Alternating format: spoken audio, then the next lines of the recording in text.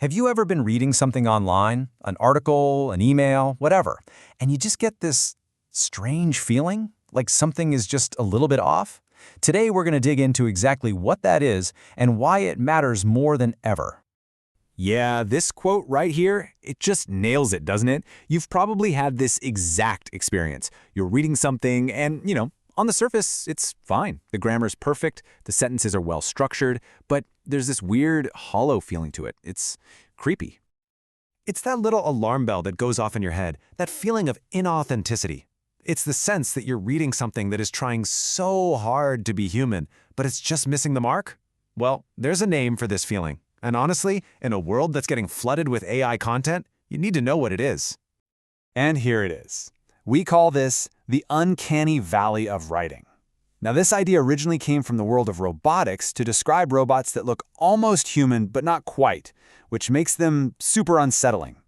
The word for it comes from the German unheimlich, which basically means strange or, well, creepy. It's that moment where something gets so close to being real that its tiny little flaws suddenly feel huge, and it just gets you this deep sense of wrongness. So you might be thinking, okay, so it feels a little weird, what's the big deal? Well, this is where almost perfect becomes a really big problem. Let's talk about what we're calling the 20% catastrophe. It's this idea that when things really matter, that last little bit of perfection, it's absolutely everything. So check this out. This is a classic problem in the world of tech and engineering. Getting a system, like an AI, to be 80% accurate, that's actually the relatively easy part. But that last 20%, the part that makes it truly dependable, truly safe for the real world, man, that is a whole different ballgame. It is exponentially harder to get right. And let's be real, a 20% failure rate isn't just a minor issue, it's a catastrophe. I mean, think about it. Would you ever get into a self-driving car that only gets it right 80% of the time? No way. Would you trust a doctor's diagnosis that's only 4/5 of the way there? Of course not. The same thing applies to the information we consume. That 20% gap is exactly where that uncanny something's wrong here feeling comes from. And all of this leads to a new term you're probably going to be hearing a lot more: AI slop. This is what we call that endless fire hose of generic, bland, averaged-out content that AI spits out. It's writing with zero personality, it's information with no point of view. It just fills up our social feeds, our search results, and bit by bit, it just poisons the well and makes us trust everything a little bit less. And this is the core of it. The reason it feels so hollow is because there are no real stakes behind it. See, a human writer has lived experience, they have fears, they have something to lose.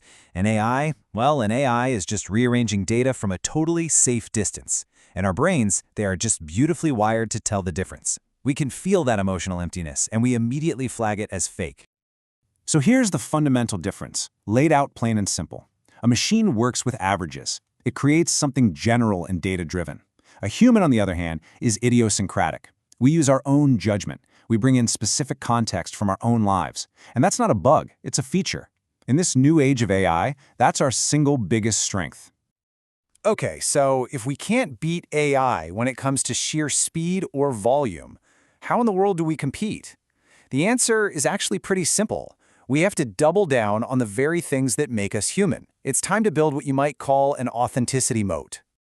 This right here is the whole game. In a world that's drowning in AI slop, real, genuine human authenticity becomes your most powerful weapon.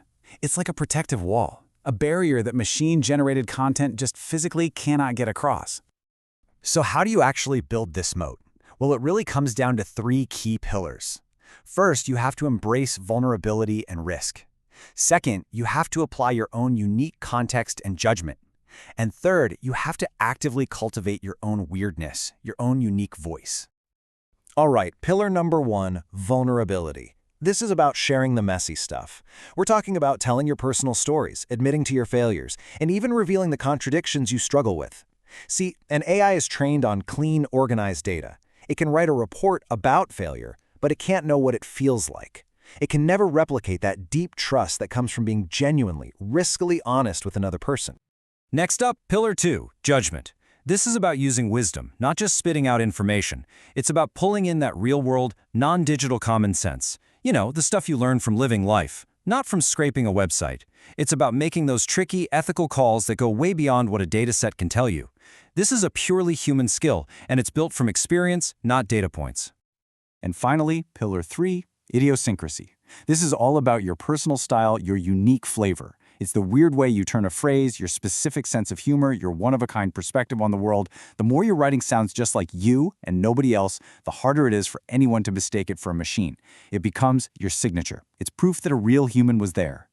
So, the most important thing to take away from all this is that the Uncanny Valley isn't just some weird, creepy feeling. It's a powerful filter that's already at work in the market. Your audience, your readers, they are biologically wired to sniff out and reject things that feel inauthentic. In this new world, being authentic isn't just a nice-to-have virtue, it's a core business strategy. So, I'll leave you with this to think about. As our digital world becomes this massive flowing river of AI-generated content, what kind of authentic, human shadow is your work going to cast? What is it about what you create that will make it stand out as undeniably, unmistakably real?